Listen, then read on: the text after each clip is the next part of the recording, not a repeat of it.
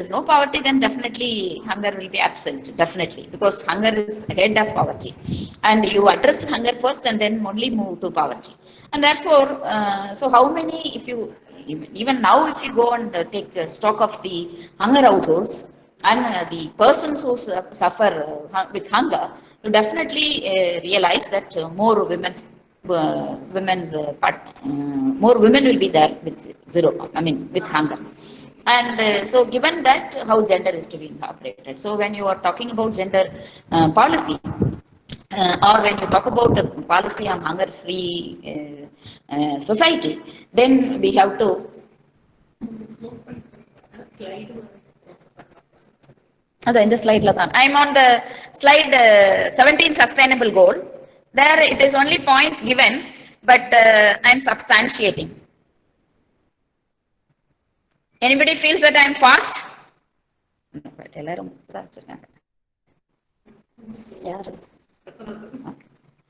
Okay, so I am asked to go little slow.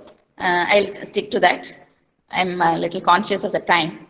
So this is what you have different SDGs, and the Ganesh can project SDG 17 SDGs. I have listed there the goal. Is that? Okay.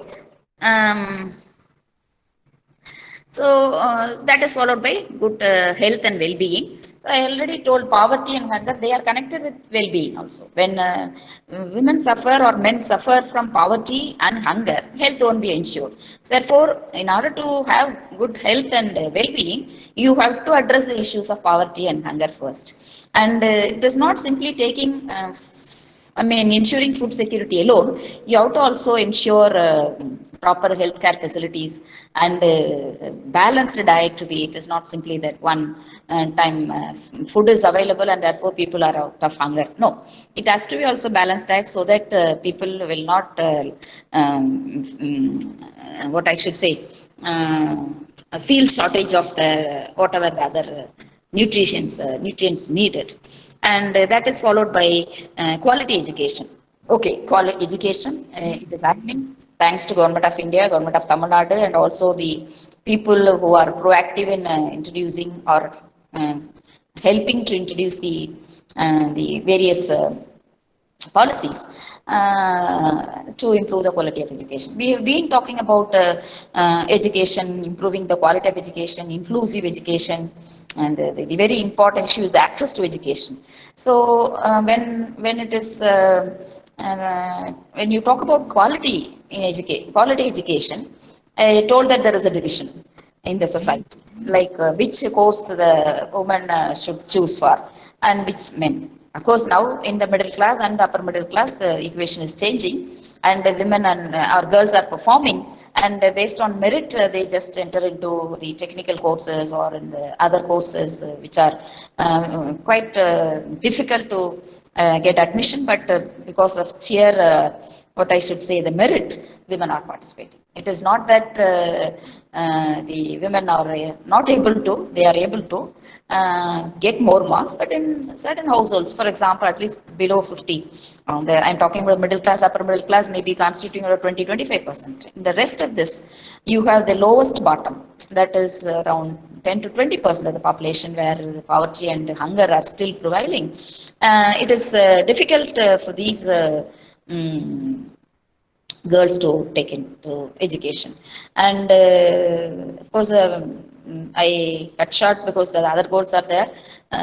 Quality of education is important component, and irrespective of gender, whether it is a woman or a man, they have to be ensured with quality education, and therefore gender has to be an integral part.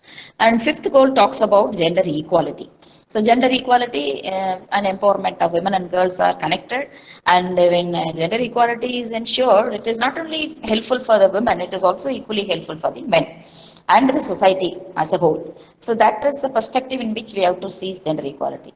It is not to be understood or taken in the sense that if you move to or if you disseminate the opportunities, extend opportunities, and distributes opportunities to both men and women equally, then men will be losing, or the people who have been in power will be losing. So that is a kind of a perspective that should be given up. It is, if you integrate women, what I quote Mr. Prabhanjan, who is no more now. He was talking in a particular seminar. பெண்களுக்கு உரிமை வழங்காமல் ஆண்கள் விடுதலை அடைய முடியாது அப்படின்னு சொன்னாரு.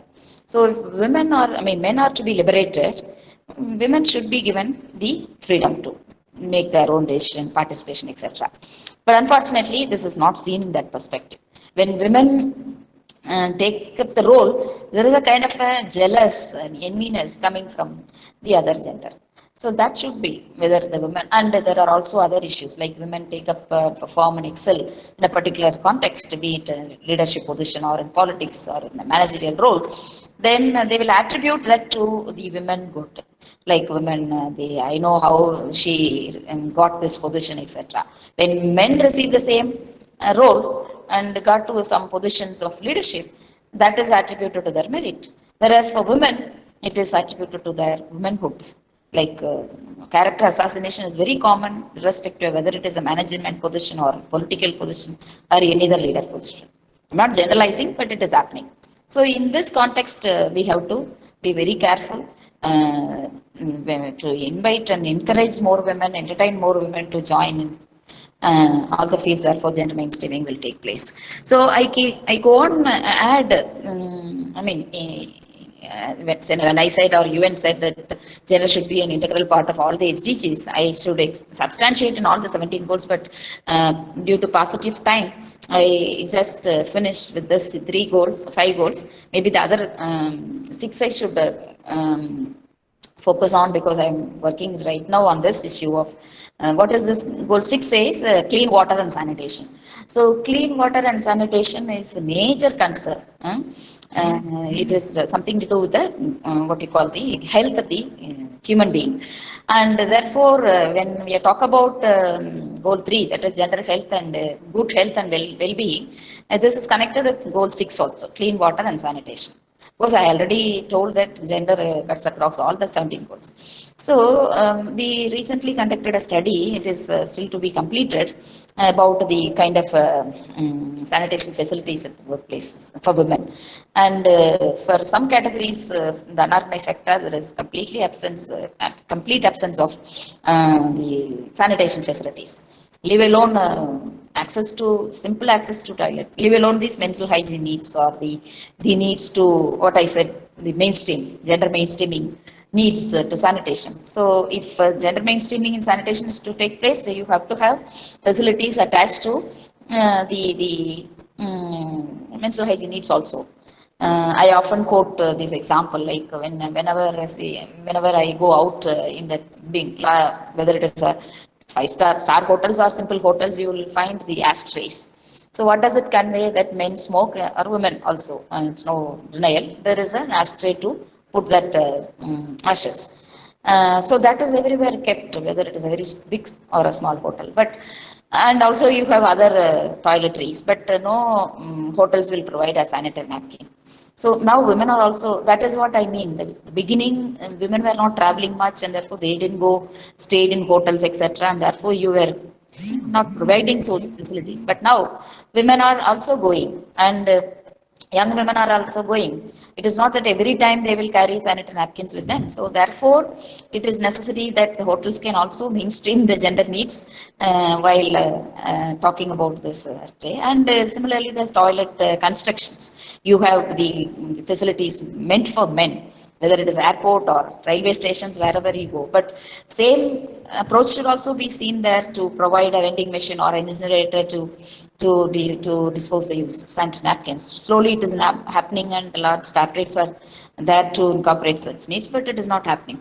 But in this study, we found that the construction workers, the street vendors, the domestic workers, and even the women working in retail sectors, in the blocks and buildings, and they are not able to get really these supportive sanitation facilities.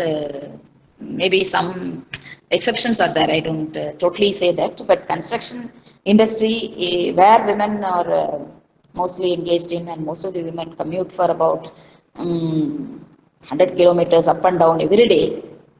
They are not able to get facilities, and they, if at all they use in the morning there, immediately after getting down there the bus stand, they use the sanitation facilities there, or they use there at home and go back home and use their toilet. That means for 12 hours together they are not. So I think this is enough for you to catch up how gender mainstreaming is required in the sanitation context. And water also. There are many other examples I can give, but and of course there are the goals like affordable clean energy, different work and economic growth, all such.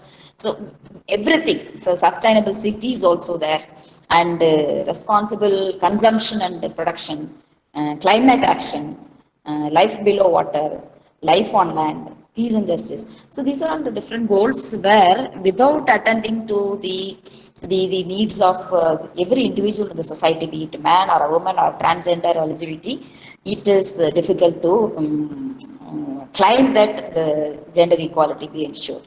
Simply, in a very euphemistic or in a very superfluous manner, people will say that now women are also found in every field and they are participating. But it is euphemism. It is not. It is an illusion, I should say. If you go deeper and analyze, it is not the very root of it. The in-depth level, it is not happening. Maybe women are into education. Okay, now coming to education, and why they are not participating in employment, that is a question.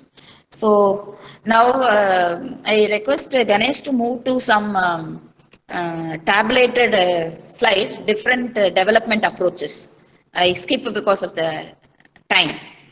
So I have just shown there the different development approaches. When I talk about gender mainstreaming approaches, I should also say what are the actual development approaches and the differences. I'll try to spend 2-3 minutes there, because I have to finish with at least in a 5 minutes or so that you will all be interacting with me. I'll just show the slides because there is a lack of time to explain. So this we had 3 different approaches in the gender development or gender mainstreaming purposes. So in the initial period was women in development approaches, and that was changed to women and development, and later to gender and development approaches. The first 2 were talking about women in development approach, a little improvement over or progress over the second, that is women and development, that is like enveloping women into development process. But in the beginning, the women in development approach was just taking women as a passive person whose needs are to be like we also have 2 gender needs, the passive and strategic gender needs. Passive gender needs is like stereotyping, like the women are doing this role as per the construction in the society, and therefore they have to be provided this. Like women are doing the household work. Now our government of Tamil Nadu has provided the mixie, the grinder, the stove, etc., and reinforcing, okay, you cook. Strategic gender needs is supposed to be doing like this. Okay, I am providing mixie, grinder, and now men also join and cook. If that is the case, even that is not simply this, simple explanation for, I'm just giving examples. Strategic is something long term. Passive gender need, practical gender needs something the short term. So long term gender needs are to bring the women into the developmental process and envelop the women everywhere in the part, right from the design to the evaluation part. So women in development approaches were not, could not succeed, and therefore we moved to gender and development, women and development. And later it was understood that, okay, it is not the women alone who are being discriminated in the society, it is the women, men, the transgender, the LGBT group, etc. And therefore we have to move to gender and development. So in the gender and development approach, I can just say some 2-3 phrases, like I told earlier, this is long-term need. So there it is trying to address the strategic needs, like training to sensitize the judiciary on domestic violence or rape, or training on the male politicians on discriminatory practices against women.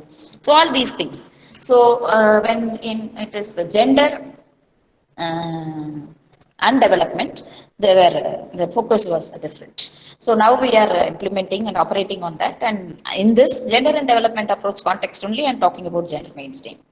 So now I request Ganesh to move to the other slide, where I'm talking about the gender expertise. It is a cycle, a diagram. So please project that. So gender expertise. So I already told that gender, Ganesh, the person in Yes, charge ma'am. there in tech, can you project that slide, a Yes, diagram? yes, I Yeah. did. Okay, okay. So now we have, see how gender mainstreaming is to be, because I hardly have 2-3 minutes, how it has to be done. So it is not that gender mainstreaming is done there in the beginning. So for example, now education has taken place. Okay, more women are coming, girls are going to school, and now they have to, there is a right to education policy, and every children should be in the school, etc. And there are also other initiatives like SSA, which is taking care of the bringing the children, dropout children back to school. And there are different approaches also. And it is not okay, you have done more, children should be in the school and girls should not drop out, etc. And some measures have been done. But the next is, women should also participate in education, sorry, employment. It is not that the gender mainstreaming has been done there in the what you call the education context alone. It has to be extended to other contexts. So that is what, when you talk about, it has to be holistic. And when you are talking about a project or a program, it has to be there. It is linking to the education program, which is attempting the girls to be retained there in the school and continue their higher education, should also be linked to what I should say, participation in labor market. So that is missing. So that's what I claim here in the cycle. I can explain that there are 5 stages. So gender mainstreaming should be focused on design while talking about program, and it has to be there in planning, because in while designing you talked about gender mainstreaming and you have incorporated everything, but you have not done anything on planning, then it is not going to help. And implementation. See, definitely there will be gaps. We will be saying something there in the design, and the planning we will be doing something and exclude something else. And I mean, whatever has been decided there in the design, and moving to implementation, there will still be gap, and then monitoring and evaluation. So all the 5 stages of a project, whether it is any development project. For example, you have skill development, corporation implementing skill development. So there are government entrepreneurship development programs which insist that women should be given 50% of the assistance with subsidy. So so that is what I mean gender mainstreaming. So it is not that a particular entrepreneurship development scheme has been implemented, but nothing was spoken about or mentioned about women's participation. So when Madam Jayalalitha was there, the NEEDS program was introduced, New Enterprise Entrepreneurship Development Scheme. And she insisted that 50% of the people who participate to take credit with subsidy under NEEDS should be women. So this is what for this industrial estate, etc., etc. So then monitoring, evaluation, and here the design and planning stage, you have to have gender analysis and you have to do need assessment. So you have to understand what is the gap, gender gap which is existing, be it access to sanitation or be it access to higher education or professional education, and all these things you have to assess. Then moving, for example, entrepreneurship, why it is a huge gap, some 90% gap, gender gap. So that is to be analyzed, and what kind of social, cultural, and the personal and psychological barriers are there, how these barriers could be addressed there in designing the program. So when motivating the women to come out, in the designing itself, you have to integrate gender. So this is what you keep going, the gender planning and then gender specific actual capacity building. You have to also build capacity for the women and men. Say for example, I mentioned in the beginning itself that it is not the homogeneity. Women are not homogeneous, men are not homogeneous. Some women in the lower, some men in the lower income groups, lower socially lower background will have more issues than the women in the upper income or the elite group. And therefore, everybody's needs. That is why we have the reservation based on caste, and now we are talking about economic reservation also. And therefore, that capacity building is needed because they had experienced historical disadvantage of denial of resources, access to opportunities, access to training, access to the mainstream needs, etc. And therefore, capacity building is needed, and that shouldn't be taken as an anti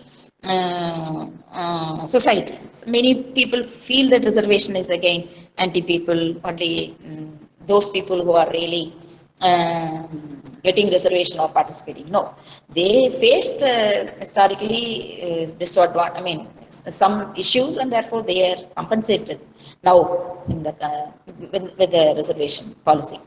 So, and gender sensitive monitoring and evaluation. So, I am talking in a very holistic aspect, that the intersectionalities of caste, class, ethnic, race, etc., must also be taken into account. So I think I'll just close by taking to the last slide. So I request Big in charge to move to the last slide, gender international, integrational, not this wrongly written, integrational framework. So this slide is I just give an example and close because it's really 12. I just give one example. For example, organizational culture. I am talking because it's easy to understand. So in the organizational culture, I was talking about how women and gender mainstreaming could take place, like how to induct women into the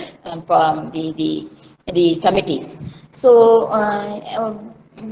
there has to be, like, for example, we did a gender auditing of women and men, boys and girls representation in committees. So that is what I mean, technical capacity. And in the organization, what has to be done? So somebody is presenting. Okay. Equal value of women and men in the workplace. So, for example, there is some activity, say NAC. NAC is there. Everybody has to work.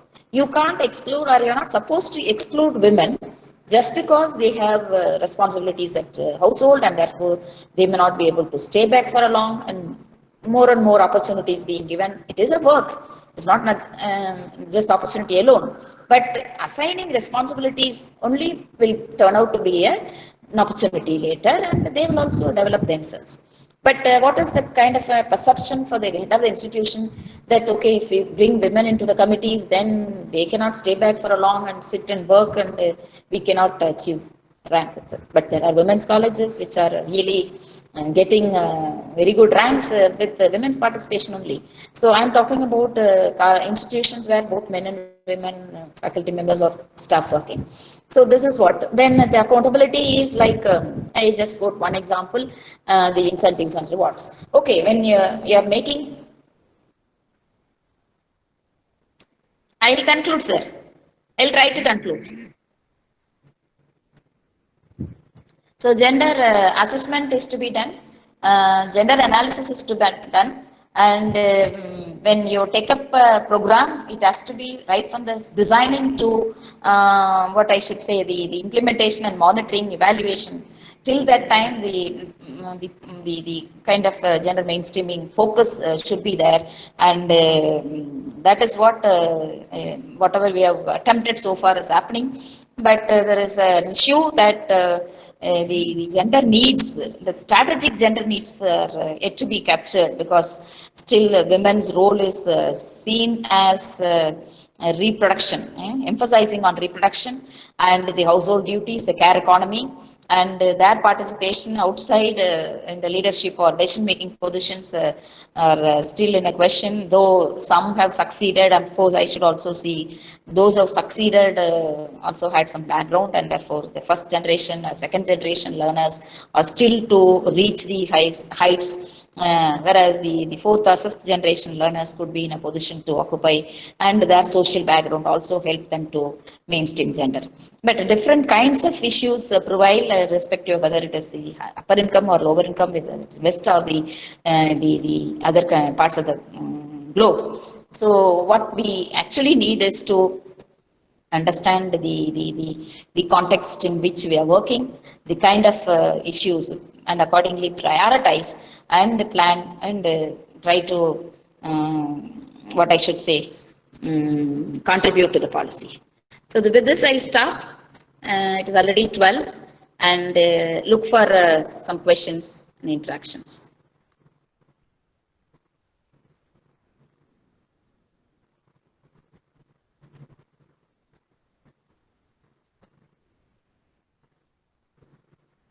There is a question.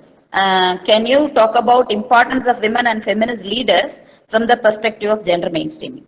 Yeah, very much. It is whatever has happened. I think in the beginning itself I was explaining, and those who have contributed to this gender mainstreaming concept itself is women's organization and feminist thinkers. And therefore, you cannot undermine that the role of women's movements, women's organizations, and the feminist thinkers who, of course, I also admit here that there are different schools of thought.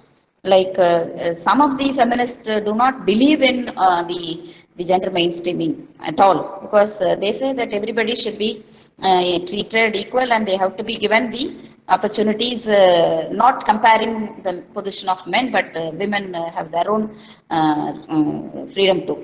But in the constructed, socially constructed patriarchal context, it is always needed that some attempts are needed to mainstream gender, and therefore it's very important. And you have mentioned about Jacinda Ardern, New Zealand PM being one major example. I agree. And it is several countries, Finland, all mainly even during the COVID context, the progress has been much, much better there in the women governed countries.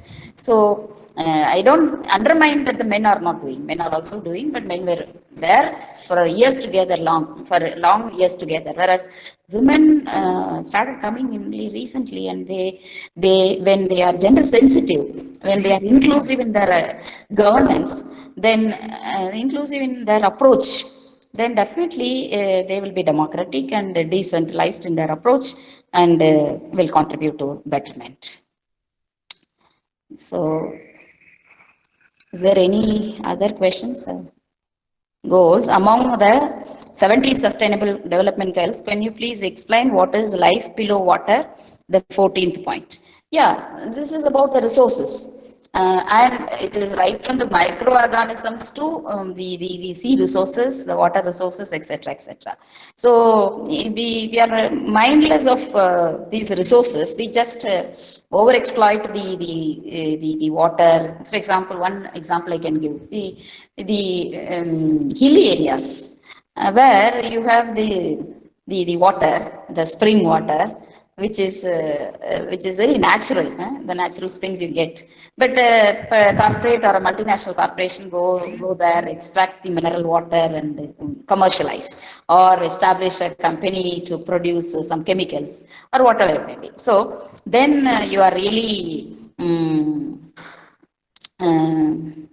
yeah, so there you are mindless of the resources or the organisms, the species that is existing under the water. I am talking about water here means the sea resources and all the other water resources. And the water resources, for example, groundwater resources going down only because of the kind of human action. And when it is, we are talking about the third world war will be on water resource. So it is necessary that we have to, how gender could be incorporated in this. That is very important.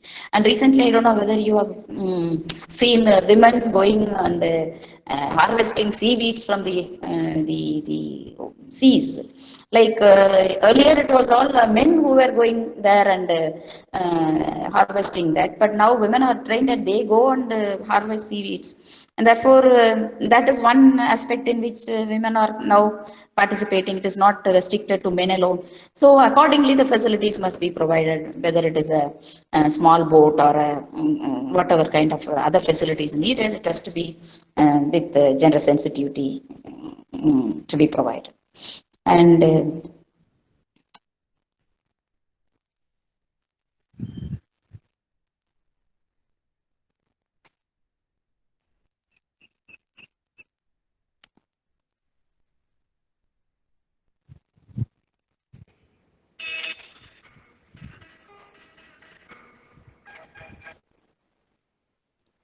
Some people are. Is there any other questions?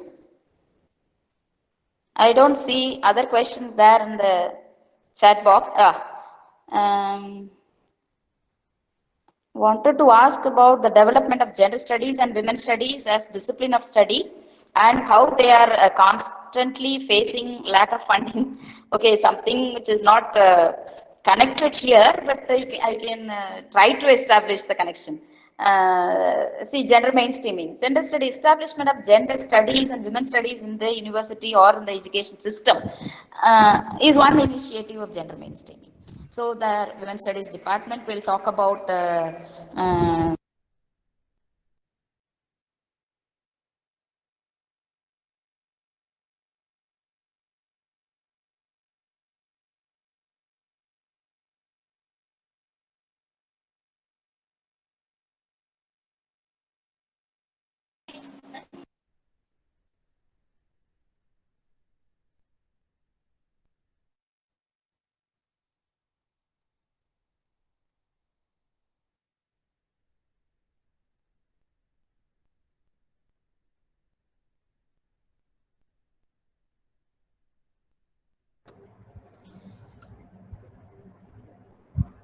I think Dr. Manimehalai madam has. Sorry, there was some problem. Okay. Can you hear me now? Yes, madam, we can hear.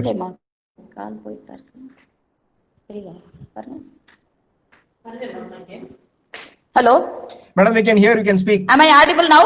Yes, madam, you are audible, you can speak. அவங்க close பண்ணிட்டாங்க.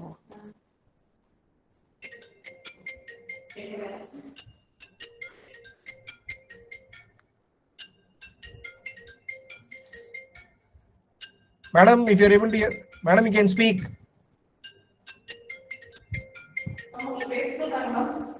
Hello? Okay. Madam, so I was talking about gender studies and women's studies and how the centers are really suffering without regular funding from UGC. Of course, UGC has established, thanks to those people who had the idea of instituting women's studies, institutionalizing women's studies, and that is now serving as an academic arm of women's studies, women's movements. So whatever you have gathered, the literature developed through the women's movements actions now is to be transferred to the classroom. That is one of the objectives on which we initiated this women's studies. But unfortunately, the perspective is changing. And so there are two things I should say here. When the University Grants Commission is not regularly giving the funding, that they have their own issues of the internal issues. Of course, from the women's studies centers also, you have to regularly submitting their progress report and push for release of grant. But the other aspect is that it is not that always the University Grants Commission will be supporting. It insisted there in the guidelines in the beginning itself when the center is being granted, first maybe one plan or two plan the government, I mean UGC will support, and eventually it is the responsibility of the university or the college to take it forward to make it permanent center and integrate with the other departments. It depends. If it is a college, it can have a center and induct all the other department staff and work on it. And if it is a university, you can have a separate department like what we have in Bhagadasan University. And it has to go as any other science or social science department. But that is not happening. So it is not only the UGC, but the university system and the educational system as such. They have to also be taking it forward and committed towards it. Any other questions?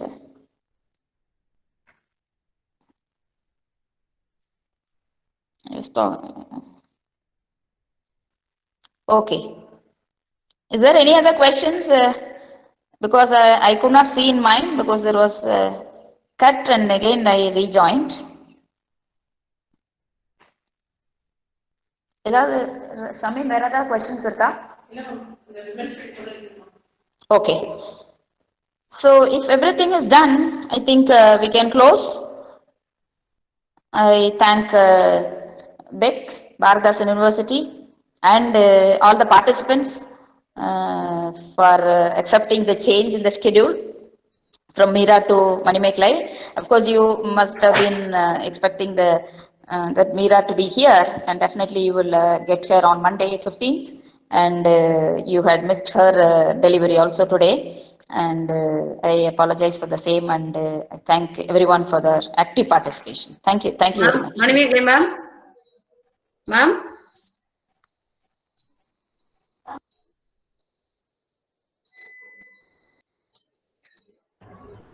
I think Dr. Murugeshwari madam will propose the vote of thanks. Dr. On behalf Murugeshwari, of, madam? yes, sir. Yes, sir. Yes, madam, you can go ahead. Yeah. On behalf of Bharatdasar University, PEC and the Department of Women's Studies, I record my sincere thanks to Manimekalai ma'am. So this is what Women's Studies Department is doing. Anything, anytime we can do it. Just like that, ma'am has proved that. Actually, she had the planned gender mainstreaming in the last day session, but due to some circumstances, suddenly she could able to join, and she was talking about gender mainstreaming, and totally she was covering about the gender mainstreaming in the area of education, human rights, health, particularly reproductive rights, family planning and all. And mainly she was talking about the leadership role and management role, the characteristics, the female characteristics association, how gender equality and discrimination interferes, the women cannot able to take this top level role. Everything she was explained clearly. And she was clearly explained the SDGs. This is what all the institutions, organizations are working at to achieve gender equality by 2030. Women in development, women and development, gender and development and all. And particularly, she specifically mentioned about the development approaches, strategies and all. How the people will see the changes in 21st century. Even this feminism development also originally started 18th century. I think 18th century to 74 years they were talking about the development, particularly from US, Alba Belmont, and from Canada, Emily Howard Stowe and all were talking about the women development approaches and everything. But on the whole, we people are expecting if gender mainstreaming has to achieve in our society, the both dimensions like gender representation and the gender responsive content need to be taken into the consideration and all phases of the policy making process. An effective implementation of the gender mainstreaming requires the preparation and the organization. The people in decision making position can make a particular difference here as they have more power to introduce some changes in the society. So with these words, once again, I thank all the participants. You have very valuable interaction in the chat box. So I expect that the more changes the society has to mainstream at all spheres. So once again, I thank ma'am and Dr. Prasanna, the organizer of the program, and the participants, and the Women's Studies faculty members and scholars. Thank you so much. Okay. Thank you, madam. And I just want to record that today we had a lot of problems since the morning. So suddenly the university was closed for some precautionary purposes, and now this webinar has been hosted through all remote locations through some mobile dithering. That is why we had some issues with that PowerPoint presentation also dropping. But anyhow, we have conducted the session today successfully. So thanks to Dr. Manimekalai ma'am and her team, Dr. Murugeshwari, and all the participants for this wonderful session. Thank you. Thanks a lot.